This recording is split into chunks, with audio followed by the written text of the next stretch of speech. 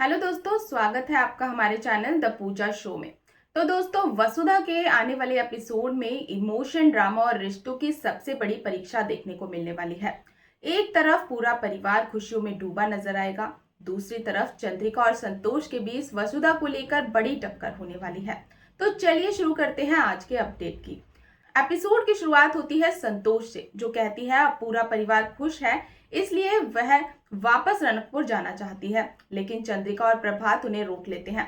प्रभात कहता है कि इस घर की असली मुखिया संतोष ही है और ये घर उन्हीं का है। संतोष मुस्कुराते हुए उन्हें अपनी बात याद रखने को कहती है, जिसके बाद वसुधा संतोष की सेवा करती हुई नजर आती है। तभी चंद्रिका वहां पहुंच जाती है और वसुधा से कहती है कि वो अब घर जाकर आराम करे। लेकिन वसुधा कहती है कि पहले वो संतोष के पैरों की मालिश कर दे, फिर जाएगी। तभी चंद्रिका खुद संतोष की सेवा करने लगती है और वसुधा को वहां से भेज देती है। संतोष ये देखकर खुश हो जाती है।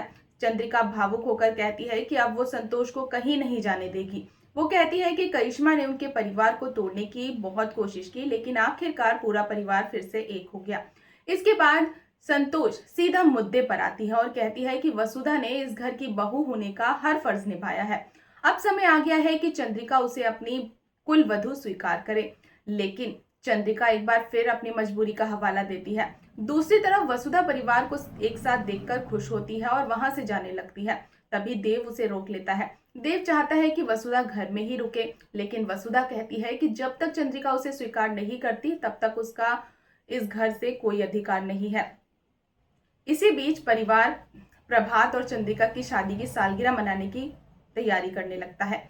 मयूर कहता है कि उनकी जीत का जश्न पूरी दुनिया को दिखाना चाहिए, लेकिन वसुधा फिर से वहां से जाने की जिद करती है।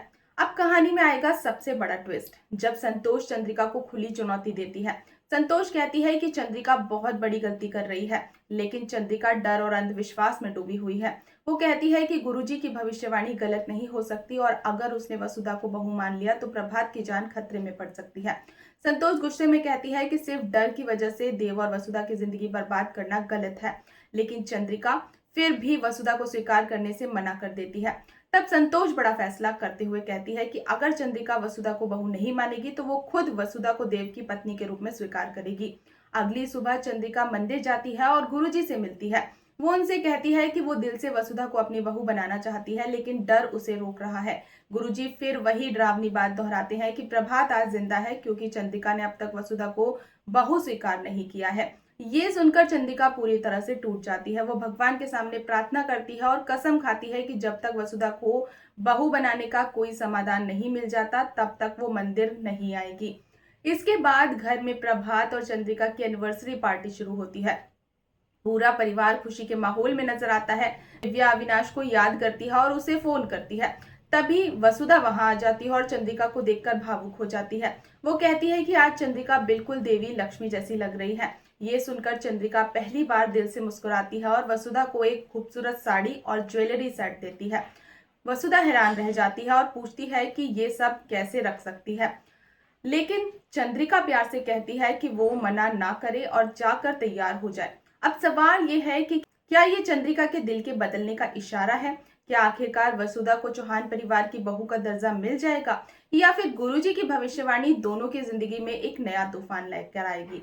तो दोस्तों, बने रहे हमारे साथ और अगर आपको आज की अपडेट पसंद आई हो तो वीडियो को लाइक और चैनल को सब्सक्राइब करना बिल्कुल ना भूलें। मिलते हैं नेक्स्ट अपडेट के साथ, तब तक के लिए गुड बाय।